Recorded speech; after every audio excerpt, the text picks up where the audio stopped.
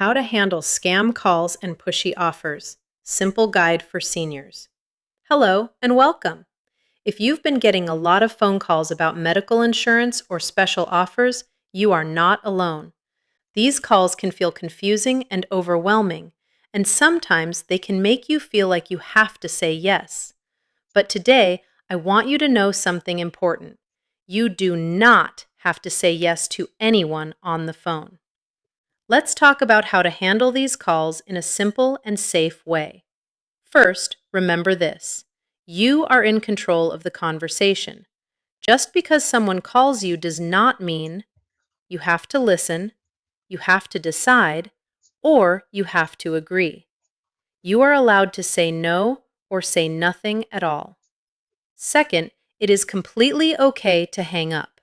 If the caller is talking too fast, pressuring you, or making you feel uncomfortable, you can simply hang up the phone. You do not need to explain or justify anything. Third, never give personal information over the phone. This includes your social security number, banking information, Medicare or insurance details. No legitimate company will pressure you to give this information right away. If you're not sure what to say, here is something simple you can use. I don't make decisions over the phone. I will review this with my family and call back if I'm interested. You can say this calmly and then hang up. If the offer is real, the company will understand.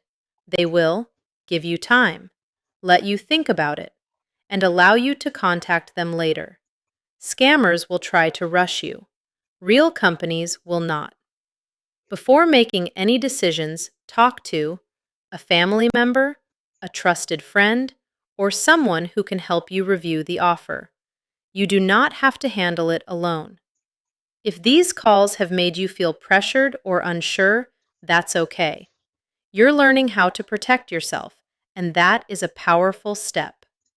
If you found this helpful, subscribe for more simple and safe technology tips designed just for you.